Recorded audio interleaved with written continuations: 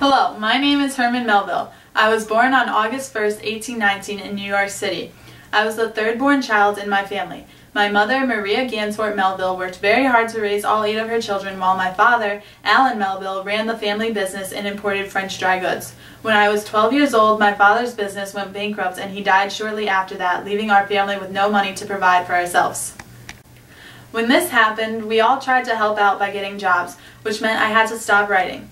However, I was not able to maintain a steady job, so I left my family and began going on voyages. These adventures that I experienced as a sailor inspired many of my novels. The first voyage that I was a part of was in January of 1841 on the whaler Acushnet, which traveled to the South Seas. The experiences that I had during those 6 months at sea became my first novel that I named Typee.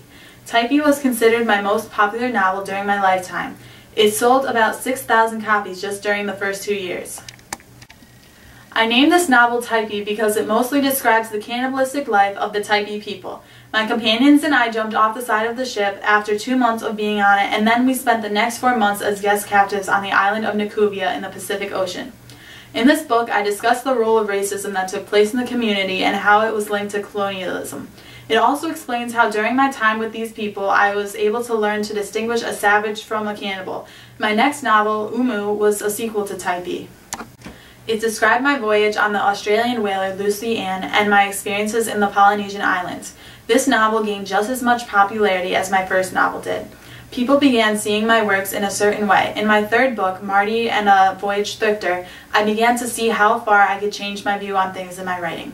The book sold just as many copies as my other 2, but I lost most of my audience because they did not like my new style of writing. When I met my wife, Elizabeth Shaw, I had already started working on my new novel called Moby Dick.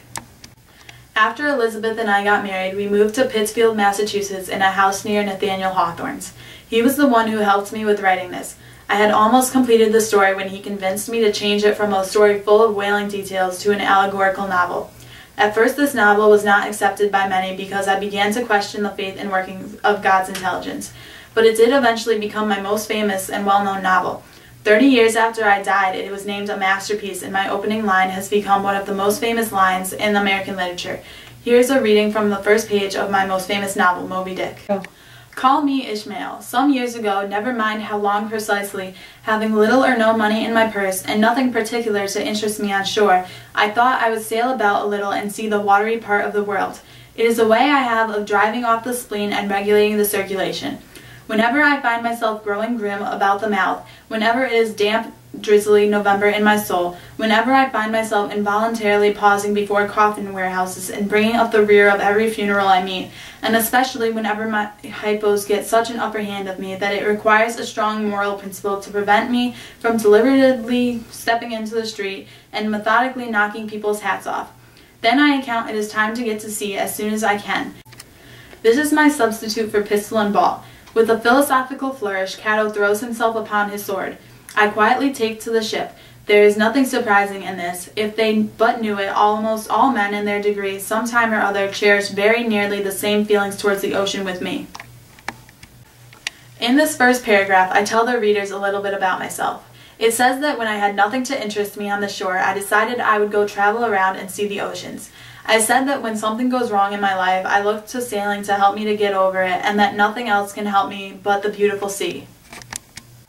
I feel that you all should vote for me to be inducted into the Antebellum Hall of Fame because I have worked hard my whole life to create multiple pieces of work that have become very popular over the years, especially Moby Dick, which has one of the most famous first lines in American literature.